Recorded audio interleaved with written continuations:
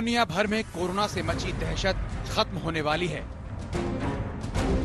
पूरी दुनिया में कोरोना को खत्म करने वाली दवाई बनने वाली है। पूरी दुनिया से खत्म होगा कोरोना, क्योंकि सुपर वैक्सीन बस आने ही वाली है। कोरोना संक्रमण जितनी तेजी से दुनिया में फैला, उतनी ही तेजी से शुरू हुआ इसे मात देने के लिए वैक्सीन बनाने का काम। और अब वैक्सीन मिलने में बस चंद कदमों का ही फासला बचा है। ऑक्सफोर्ड यूनिवर्सिटी की वैक्सीन के पहले फेज के ट्रायल के नतीजे बहुत सकारात्मक हैं।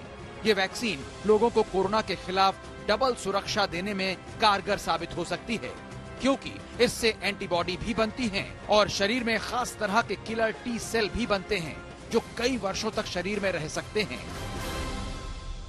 Obviously, it's very important for us to know if our vaccine is working and how well it's working and what parts of the population. But any information that we learn about our vaccine we'll share with other vaccine developers, and it will help them in understanding if their vaccines are likely to be effective as well. We think that if our vaccine works well, others will also, and we will try to help accelerate the progression of other vaccine development.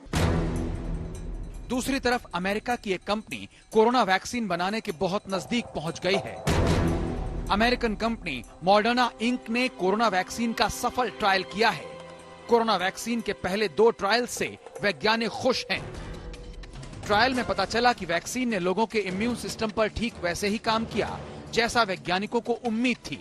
अब corona vaccine की final testing की जाएगी। ये vaccine पूरी तरह से कब तक आ जाएगी, इसके बारे में अभी कुछ नहीं कहा जा सकता, लेकिन उम्मीद की जा रही है कि साल के अंत तक इसके परिणाम आ जाएंगे। इस वैक्सीन को बहुत तेजी से विकसित करने की कोशिश की जा रही है। इस वैक्सीन के 2 डोजेस दिए जाएंगे। कोरोना वायरस की वैक्सीन बनाने के लिए भारत समेत 12 देशों के 150 दावेदार रेस में हैं। इनमें से 3 वैक्सीन काफी एडवांस स्टेज में हैं। इनमें ऑक्सफोर्ड को छोड़कर बाकी दोनों चीन की हैं। ये तीनों ही ह्यूमन ट्रायल के अंतिम चरण में हैं।